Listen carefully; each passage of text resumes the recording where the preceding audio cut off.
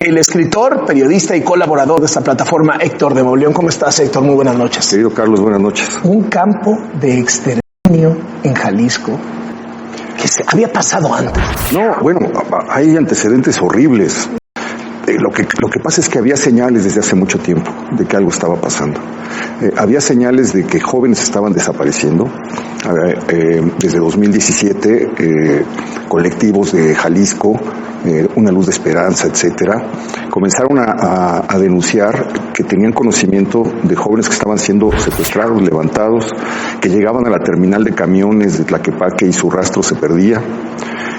La Comisionada Nacional de Búsqueda, Carla Quintana, en 2020 denunció la juventud mexicana está desapareciendo y dio una cifra que era aterradora. Dijo, la mayor parte de las desapariciones que tiene registrada la comisión son jóvenes de 15 a 29 o 30 años y el 75% son hombres.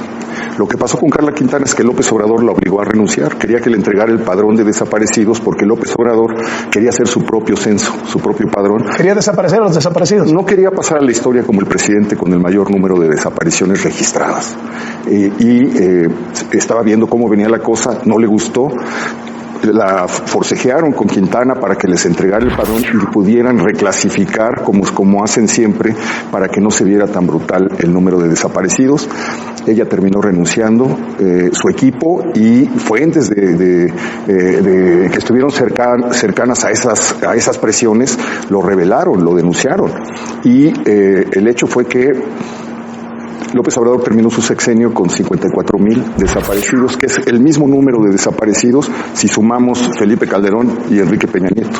Es decir, todo se aceleró de una manera brutal. Y se aceleró de una manera brutal porque le dieron carta blanca a los cárteles. Cheque en blanco. Se les dejó actuar impunemente durante los últimos 6 años.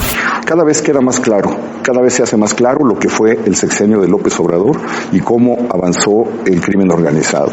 Se burló de las masacres, se burló de las víctimas, se burló de las madres, no las recibió, las descalificó, las desautorizó, sugirió que estaban siendo manejadas por politiquerías, sugirió que estaban respondiendo a otros intereses, le cerró las puertas del Palacio Nacional durante los 6 años. Y hoy, con las puertas cerradas y con las ventanas cerradas del Palacio, llegan las imágenes brutales de lo que está pasando en México, porque no solamente está pasando en el rancho Izaguirre, en la comunidad de la Estanzuela, está pasando, bueno, en 2019-20 se dio a conocer este lugar también de horror, conocido como La Bartolina, muy cerca de Playa Bagdad, a las afueras de Matamoros, en Tamaulipas. Los reporteros que cubrieron eso hicieron un relato estremecedor, porque decían que no podían caminar sin pisar un hueso, que había cervicales, que había fragmentos de cráneo, que había trozos de mandíbula. Hablaban de kilos y kilos y kilos, ¿no? Ahí sacaron media tonelada de huesos. Media tonelada de huesos, no alcanza uno a concebir qué es lo que pudo haber pasado ahí. Estaba el reporte desde 2019 de que estaba pasando esas cosas. Las carreteras del norte del país, sobre todo en la zona de Tamaulipas, donde se ha reportado la desaparición de personas que viajan en la tarde y de las que no vuelve uno a saber, había como muchas señales en muchísimos lugares. No solamente era este rancho en Jalisco, hay indicios de campamentos y hallados en Michoacán, en Zacatecas, en Coahuila, en Sonora, en Veracruz. Estaban las señales, los focos encendiéndose en todas partes y nunca se atendió. Mexicanos contra la Corrupción y la Impunidad acaba de dar a conocer un documento que encontró en los documentos hackeados a la Sedena, donde en 2019... Los de Guacamaya. Los de Guacamaya, sí, le estaba avisando la Guardia Nacional, le estaba reportando a la Sedena que habían encontrado en la Estanzuela un lugar con huesos calcinados y en una zona donde se veía que habían prendido fuego, la tierra estaba negra.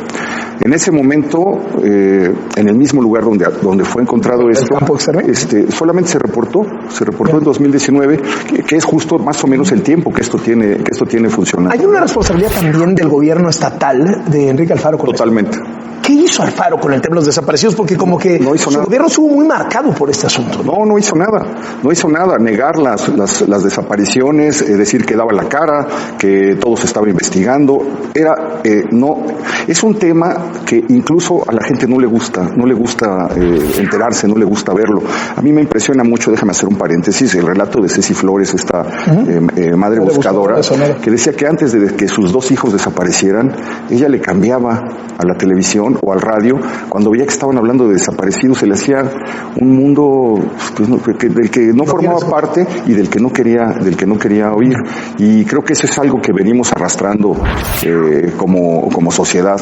Estamos en un proceso de adormecimiento, de insensibilidad, ¿no? Costo político 0 para el régimen por esto. Totalmente. Creo que es la responsabilidad municipal. Es increíble que las autoridades municipales hubieran permitido la operación durante tantos años de un sitio de esa naturaleza. No era un pequeño, lo vimos, no sabíamos. Es que no era un lugar perdido en la sierra.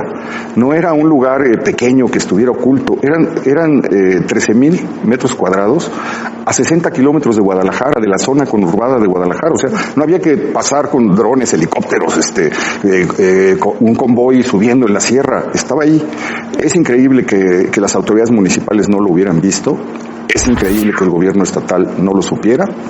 Tiene razón el fiscal Manero cuando dice que es inverosímil que no se hayan dado cuenta, pero pues también es inverosímil que la Fiscalía General de la República no se haya enterado, que no se haya enterado el Centro Nacional de Inteligencia, que no se haya enterado la Sedena, que no se haya enterado la Secretaría de Seguridad y Protección Ciudadana, que no se haya enterado la Secretaría de Gobernación, que no se haya enterado absolutamente nadie. Ahorita va a ser muy fácil culpar a las autoridades locales, más si son de oposición, pero esto es algo que tenemos que... Esto no hubiera podido pasar sin el abrazos no balazos. No, absolutamente. Esto es el resultado de 6 años de abrazos no balazos, de negar el problema, de negar el avance del crimen organizado, de reírse de las masacres, de descalificar a quienes las daban a conocer, de lanzar campañas de persecución, no contra los criminales, no contra los que hicieron esto con esos jóvenes, sino contra quienes lo contaban y lo revelaban. Hoy la presidenta Sheinbaum dijo, no es cierto que haya más desaparecidos, después de los cuestionamientos que ya hasta la iglesia retomó, de que dicen que bajan los asesinatos, pero lo que nunca dicen es que las propias cifras oficiales te marcan un repunte en las desapariciones. No, el repunte en las desapariciones ahí está. Desde que ella tomó el poder hasta el momento van 6,000 desaparecidos que se deben sumar a los 54,000 reportes del gobierno de López Obrador. Hace unos años nos enteramos de que en San José de Gracia, tú lo debes recordar, habían fusilado 11 personas en la calle, ¿te acuerdas? Las acomodaron a la pared, les dispararon y luego llegaron, se llevaron los cuerpos y llegaron a barrer y a limpiar con barredoras para que se fuera incluso la sangre. Esos cuerpos nunca aparecieron, esos cuerpos no están registrados en ninguna base de homicidios y tampoco están registrados en ninguna base de desaparecidos. Ese es un detalle solamente, es un hecho que pasó en San José de Gracia y que fue un escándalo nacional. Pero así como eso, el país está lleno de historias de esa clase.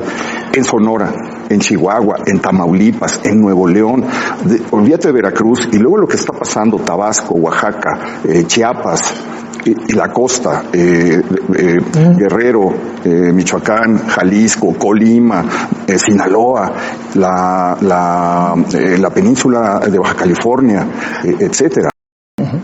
Héctor de Mauleón, te agradezco muchísimo. Te agradezco la invitación. En Latidos, el gran Héctor de Mauleón, quien además es colaborador de esta plataforma.